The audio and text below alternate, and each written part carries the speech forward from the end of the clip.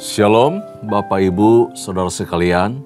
Hal yang indah yang kita dapatkan dari program Bible Study online CK7 adalah pengertian yang baru yang Tuhan terus tambah-tambahkan bagi kita mengenai kehendaknya, rencananya ketika kita membaca, merenungkan firman Tuhan dari setiap pasal-pasal yang kita baca dan renungkan bersama-sama setiap hari. Nah, hari ini kita akan belajar Alkitab bersama-sama ya dari Mazmur pasal yang ke-36 mengenai kefasikan orang berdosa dan kasih setia Allah.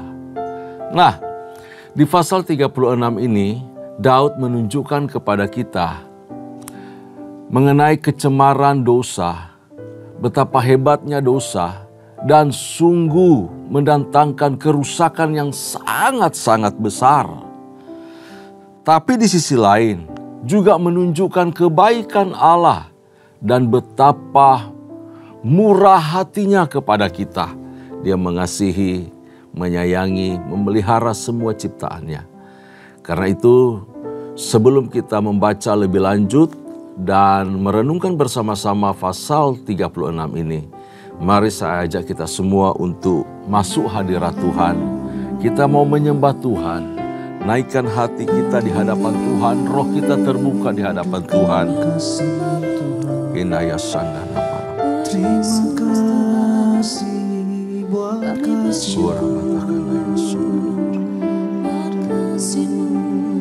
Terima kasih untuk anugerah. Terima kasih untuk kasih setia. Tak kau balaskan kepada kami setimpal dengan segala pelanggaran. Kami bersyukur. Kasih Allahku sungguh telah terbukti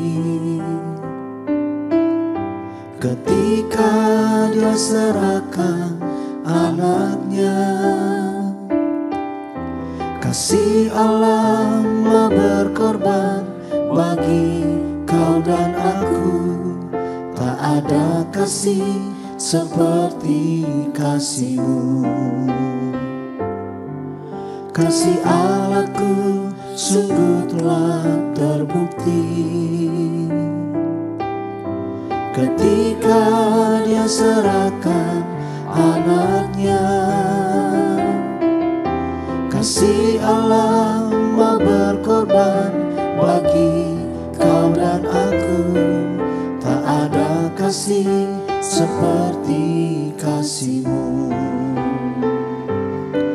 Bersyukur, bersyukur, bersyukurlah, bersyukur karena kasih setia-Mu.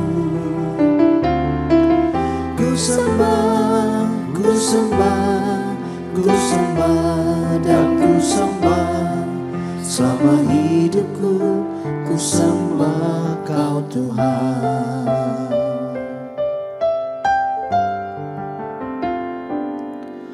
Kasih Allahku sungguh telah terbukti ketika Dia serahkan anaknya. Kasih Allah mau berkorban bagi kau dan aku. Tak ada kasih seperti kasih-Mu. Kasih Allahku sungguh telah terbukti ketika Dia serahkan anaknya. Kasih Allah mau berkorban bagi kau dan aku. Tak ada kasih seperti kasih-Mu. Bersyukur, bersyukur, bersyukurlah, bersyukur karena kasih setia-Mu. Ku sembah, ku sembah, ku sembah dan ku sembah. sembah, selama hidupku ku sembah Kau Tuhan. Bersyukur, bersyukur, bersyukurlah, bersyukur karena kasih setiamu. Ku sembah, ku sembah, ku sembah dan ku sembah, selama hidupku ku sembah Kau Tuhan. Selama hidupku ku sembah Kau Tuhan. Selama hidupku ku sembah Kau Yesus.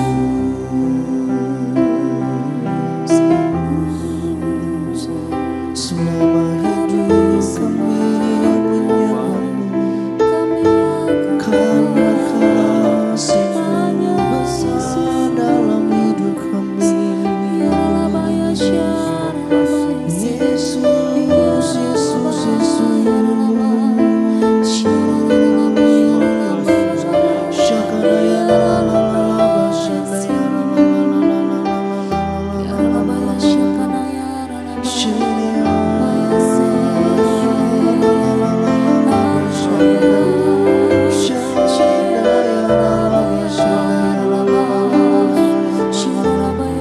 Terima kasih Tuhan.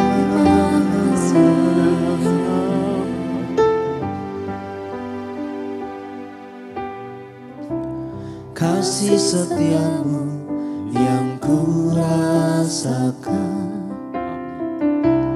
lebih tinggi dari langit biru. Kebaikan-Mu yang telah Kau nyatakan lebih dalam dari lautan.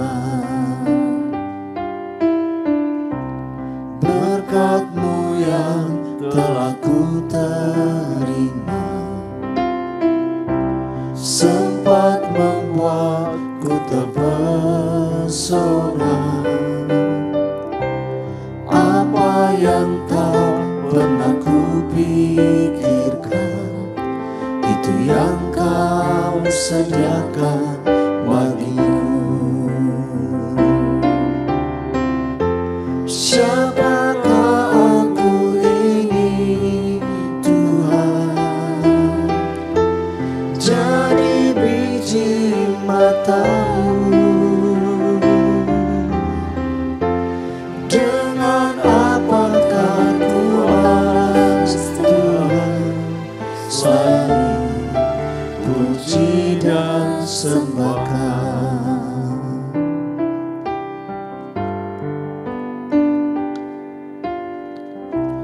Kasih setiamu yang ku rasakan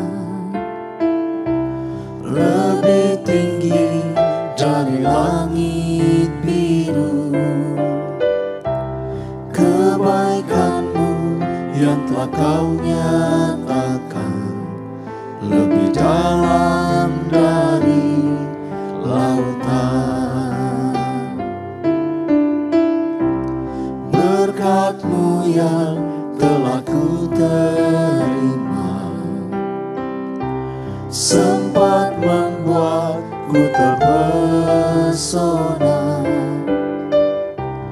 Apa yang tak pernah ku pikirkan, itu yang Kau sediakan bagiku.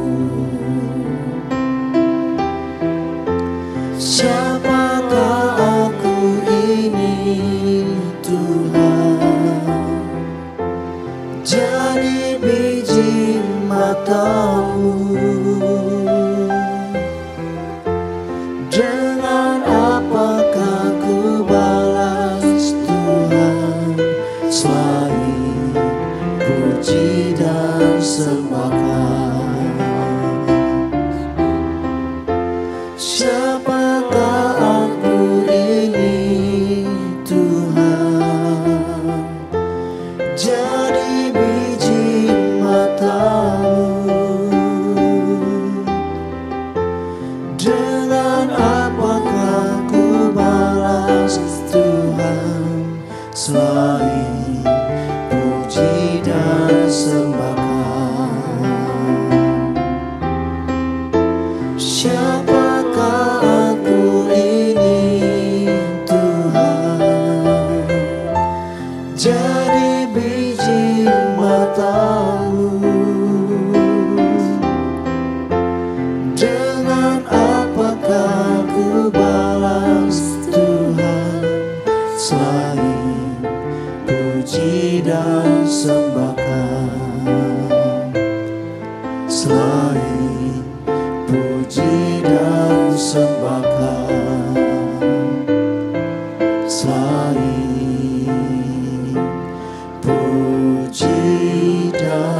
Untuk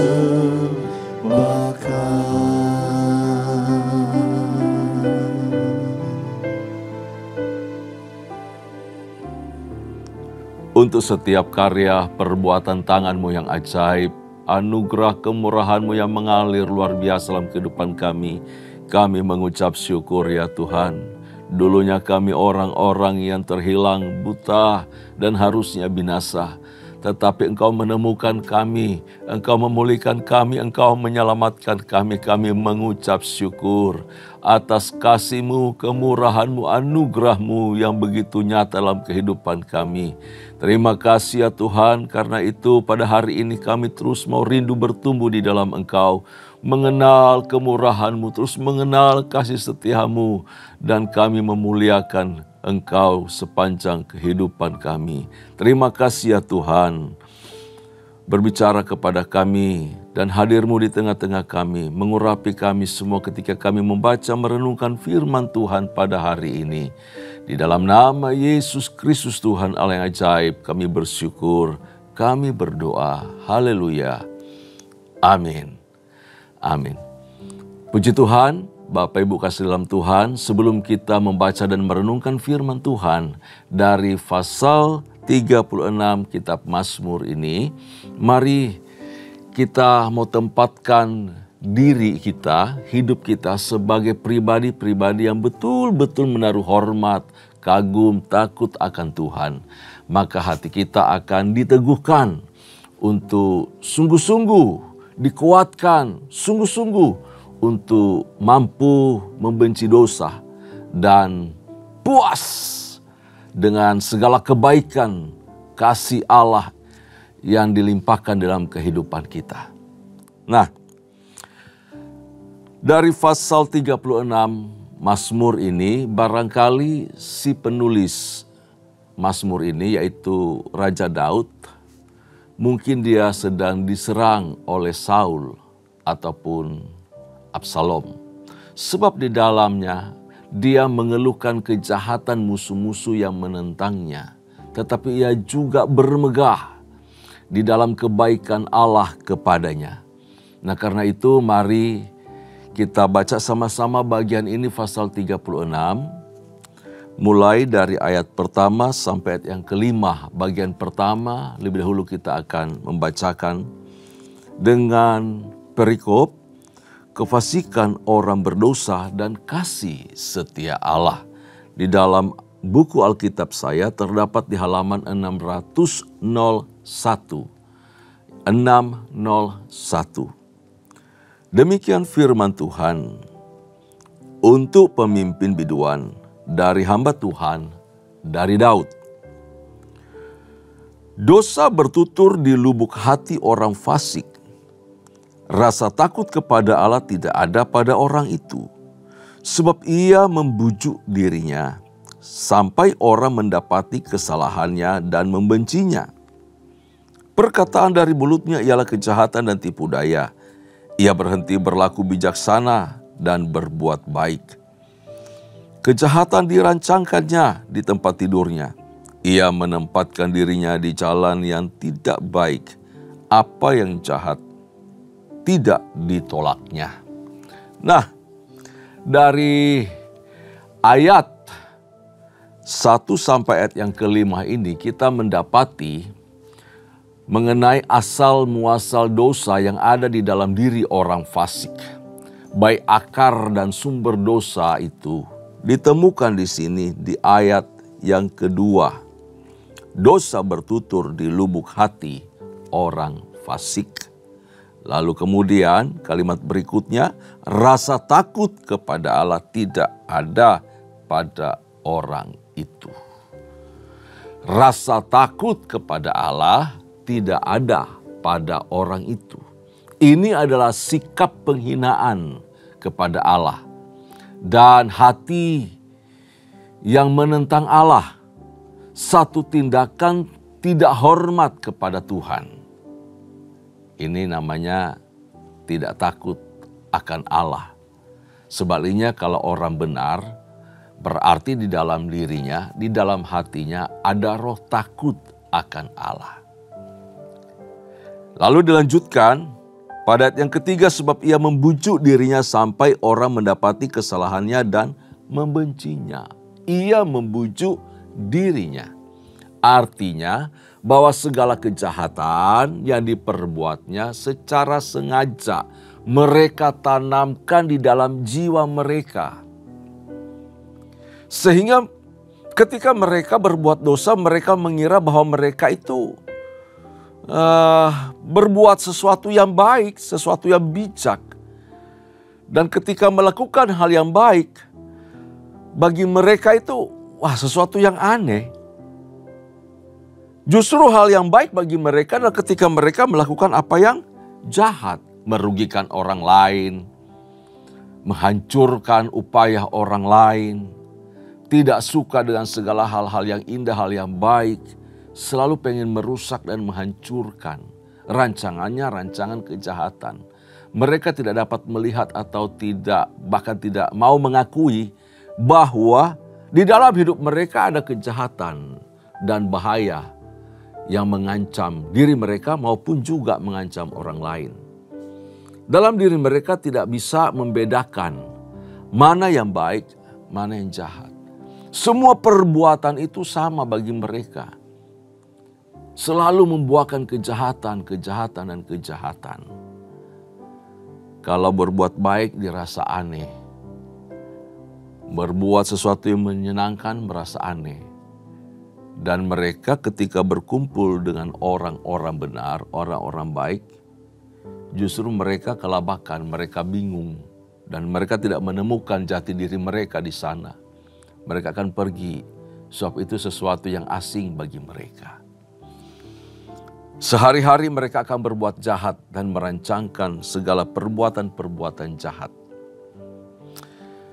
Bapak Ibu, apakah Anda pernah melihat ada orang berlaku sejahat itu? Atau pernah mendengar kemudian kejahatan mereka dipuji? Ya. Apakah Bapak Ibu pernah juga mendengar ada orang yang berlaku jahat tetapi pakai nama Tuhan? Itu lebih mengerikan lagi. Mendatangkan keuntungan buat diri sendiri, ini halus. Tetapi pakai cara bawa nama Tuhan. Tipu-tipu, bawa nama Tuhan. Itu kejahatan luar biasa. Atau merusak sesuatu fasilitas, kenyamanan orang lain, mengganggu ketentraman orang lain, pakai nama Tuhan. Bawa-bawa nama Tuhan. Seolah-olah apa yang mereka lakukan itu benar. Tetapi membenci sesama makhluk ciptaan Tuhan, itu mengerikan sekali. Ya, ini suatu kejahatan yang masif terjadi, masif. Dan terus terjadi. Makin lama, makin orang terbiasa melakukan hal itu. Apalagi bawa-bawa nama Tuhan. Kecurangan dianggap sebagai kecerdikan. Betul. Kecerdikan bahkan itu hikmat bagi mereka.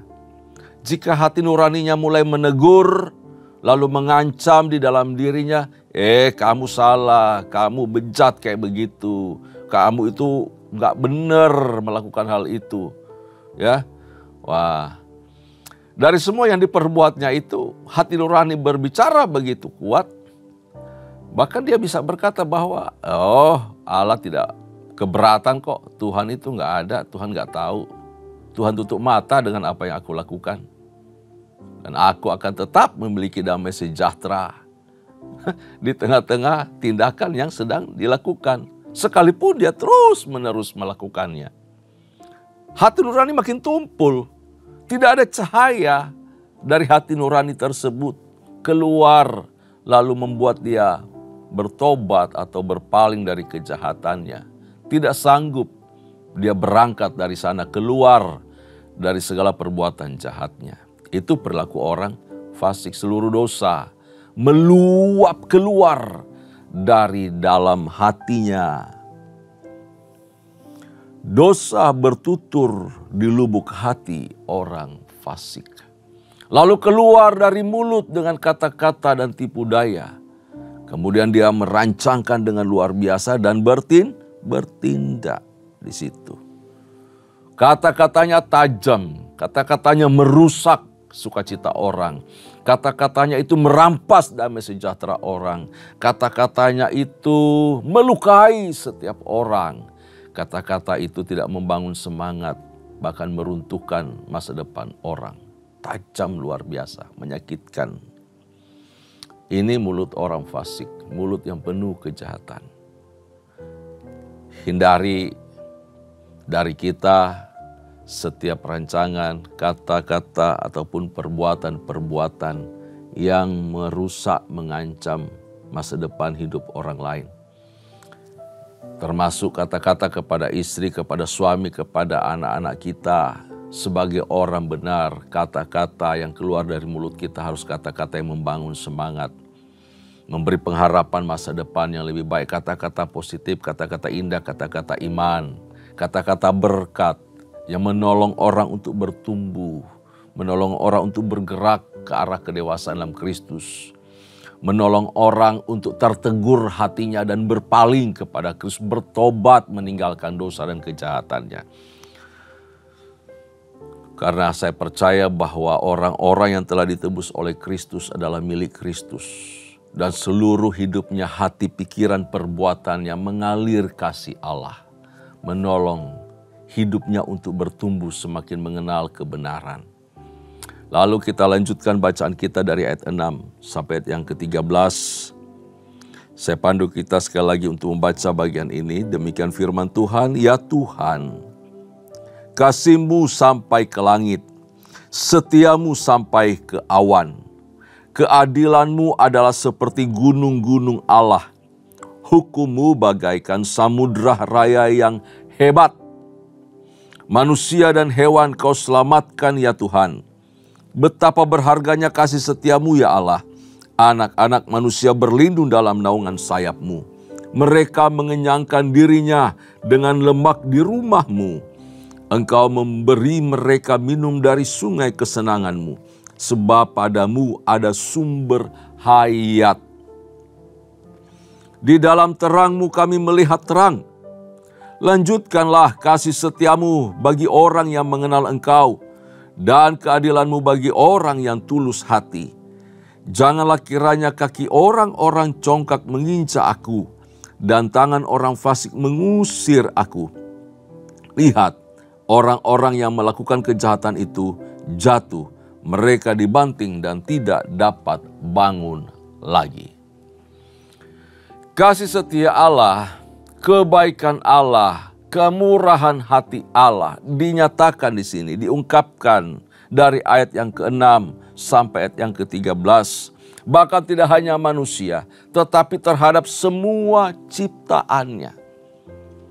Karena itu saya percaya bahwa orang-orang yang memiliki kasih, kemurahan Allah, memiliki kebaikan-kebaikan yang datang dari Tuhan, mengecap segala perkara indah dari Tuhan, dia juga bersahabat dengan alam lingkungan di mana dia hidup. Dia sayang semua kehidupan. Baik dari kata-katanya, tindakannya itu mengasihi semua makhluk. Waduh, ini suatu hati yang luar biasa. Respon dari pribadi yang menerima kasih karunia Allah. Seperti Allah, sebagaimana Allah mengasihi semua makhluk. Demikian orang percaya, orang yang menerima kasih karunia-Nya juga melakukan hal yang sama. Di dalam kehidupannya, dia melestarikan semua alam, lingkungan terjaga, kebersihan, ketentraman, kehidupan, dan dia sungguh mencintai yang namanya hidup itu sendiri. Terhadap umat kepunyaannya juga, kasih Allah juga mengalir. Ya, di sini ditunjukkan betapa kasih Allah meluap tidak hanya kepada semua ciptaan atau makhluk-makhluk hidup di luar manusia, tetapi juga kepada umat kepunyaannya secara khusus. Itu dinyatakan lebih lagi. Apa saja yang kita rasakan dari kasih, dari kemurahan, dari setianya Allah kepada kita. Ada perlindungan dikatakan. Dari ayat 8 sampai ayat yang ke-12 diberitahu ada perlindungan Allah nyata bagi kita. Ada berkat pemeliharaan yang terbaik. Sehingga orang-orang benar itu tidak mengalami kelaparan, kekurangan suatu apapun yang baik di dalam Tuhan. Dia sebagai gembala, dia pelihara, dia memperhatikan. Dia tahu apa yang menjadi kebutuhan kita. Wow, Allah kita pemelihara sempurna. Tidak sampai di situ, dia puaskan kita dari segala dahaga kita. Memberi perlindungan, memberi cukup kebutuhan hidup, melegakan, memuaskan rasa dahaga, sebab dia sumber hayat, sumber kehidupan itu sendiri. Daripadanya mengalir kehidupan, mengalir pemeliharaan. Dia tidak hanya menciptakan, dia tapi memelihara juga. Dan tidak hanya sampai di situ, dia mengatur supaya semua tatanan itu berjalan dengan baik. Diluputkannya kita dari niat-niat dan rancangan orang fasik, sehingga kita merasa aman di dalam perlindungan Tuhan. Lalu, apalagi yang kita rasakan dari kasih setia Allah? Di ayat yang ke-13 diberitahu bahwa Allah menentang orang fasik. Allah itu menjatuhkan mereka dan melingkupi kita dengan damai sejahtera. Dijauhkan kita dari orang fasik, dilindunginya kita dari orang fasik, tetapi mereka dihancurkan, dibinasakan. Mereka jatuh dan tetap tergeletak.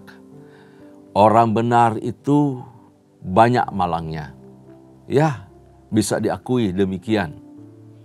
Tidak sedikit persoalan pergumulan yang kita hadapi. Orang benar bisa jatuh, ya, tetapi tidak dibiarkannya tergeletak. Orang fasik dibiarkannya tergeletak dan binasa. Saudaraku, kasih setia Tuhan itu melampaui dosa. Melampaui dosa.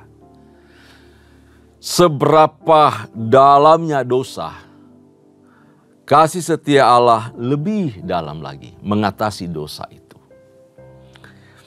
Kasih setia Allah mengatasi kemerosotan moral. Kasih setia Allah mengatasi ketidakadilan, kejahatan, dan kesewenangan.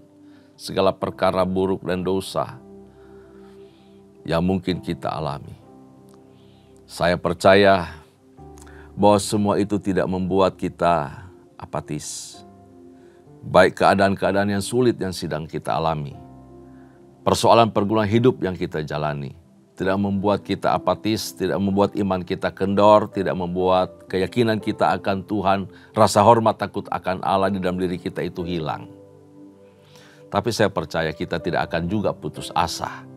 Dengan segala banyaknya dosa-dosa, keadaan ke depannya yang makin sulit, dosa makin canggih, bujuk rayu dunia makin kuat untuk menyeret kita, menyukainya, menyeret kita untuk kemudian terlibat di dalamnya, hanyut di dalamnya, mencintai dunia dan segala macam kejahatannya. Saya percaya kasih setia Allah itu akan menolong kita, melindungi kita dari semuanya itu. Tuhan mengasihi kita. Tuhan menolong kita dan melingkupi hidup kita. Kita akan merasakan aman di dalamnya. Baik suami kita, istri kita, anak-anak kita, keluarga kita akan aman di dalam kasih setia Tuhan. Kita bawa terus kehidupan pribadi kita, orang-orang terdekat dengan kita, siapapun mereka yang kita kasihi, kita terus bawa di dalam doa. Dengan kekuatan kita, kemampuan kita, kita tidak sanggup menjaga, melindungi. Betul, kita butuh kasih karunia Tuhan. Kita butuh penyertaan dan perlindungan Tuhan. Doakan suami kita, doakan istri kita, doakan anak-anak kita untuk selalu terlindung di dalam dekapan kasih Allah. Ketika niat jahat datang, orang-orang jahat datang merusak, ada naungan, ada kafling dari Tuhan melindungi anak-anak, melindungi suami, melindungi istri. upaya si jahat ingin merusak keluarga kita dijauhkan oleh Tuhan. Ingat selalu kasih setia Tuhan. Jangan biarkan itu lewat begitu saja. Dan kasih setia Tuhan akan kita rasakan ketika kita lebih lagi mendekatkan diri kepadanya. Dalam doa, dalam renungkan firman. Firman itu akan menjaga pikiran kita. Melindungi roh kita untuk terus melekat kepada Tuhan. Bapak Ibu kasih dalam Tuhan, di balik dari realitas keberdosaan manusia, sungguh terdapat kasih setia Tuhan yang mampu melampaui setiap dosa, mampu melampaui setiap kejahatan dan pelanggaran manusia. Ketika dosa semakin meninggi, kasih karunia Allah juga akan naik lebih tinggi. Rasul Paulus katakan di mana dosa itu makin kuat, di sana kasih karunia makin nyata. Karenanya itu, saya percaya bahwa kasih setia Allah akan terus menyertai saya, menyertai Bapak Ibu, menyertai keluarga kita, menyertai orang-orang yang kita kasih, menyertai jemaat Tuhan, menyertai umat pilihan Tuhan, dan menghindari kita dari kejamnya dosa, jahatnya orang fasik yang ada di sekitar kita. Tundukkan kepala, kita mengucap syukur kepada Tuhan. Terima kasih ya Tuhan buat hari ini. Kami percaya, kami merasakan kebaikan dan kemurahan Allah, kasih setiamu dalam kehidupan kami. Di luar sana banyak rancangan si jahat. Banyak perilaku orang fasik yang terus mereka lakukan untuk membahayakan banyak orang. Banyak tindakan orang fasik yang mengancam bahkan kehidupan kami. Tetapi kami mengucap syukur kami punya perisai iman. Kami punya kekuatan luar biasa di dalam firman-Mu. Sebab bahkan Engkau melindungi kami dengan kasih setia-Mu. Kami mengucap syukur, kami rindu terus berlindung di dalam naungan-Mu. Lingkupi kami umat-Mu. Lingkupi keluarga kami, suami, istri, anak kami. Semua orang yang kami kasihi, jemaat Tuhan, anggota KUL. Tuhan menolong, memberkati, melingkupi kami dengan damai sejahtera-Mu. Supaya di tengah-tengah kejahatan yang semakin kuat dan luar biasa ini, kami merasakan tentram, merasakan sukacita dan damai sejahtera Tuhan. Kami terpelihara, roh kami dipuaskan di dalam Engkau. Terpuji nama-Mu ya Tuhan, berkati umat-Mu, berkati kami semua, berkati firman-Mu, biar tertanam di dalam hati pikiran hidup kami bahkan, dan roh kami terus bertumbuh makin kuat dan dewasa di dalam Tuhan. Terpuji nama-Mu, di dalam nama Yesus Kristus Tuhan, kami mengucap syukur, kami berdoa. Haleluya. Kekasih-kekasih Tuhan, mari arahkan hatimu di hadapan Allah. Terimalah anugerah serta berkat yang melimpah dari Allah Bapa, kasih sayang di dalam Kristus Yesus Tuhan, serta persekutuan yang manis dengan Allah Roh Kudus menyertai kita mulai hari ini sampai parusia Tuhan datang pada kali yang kedua, bahkan sampai selama-lamanya. Setiap kita yang percaya sama-sama katakan amin, amin. Shalom, Tuhan memberkati kita.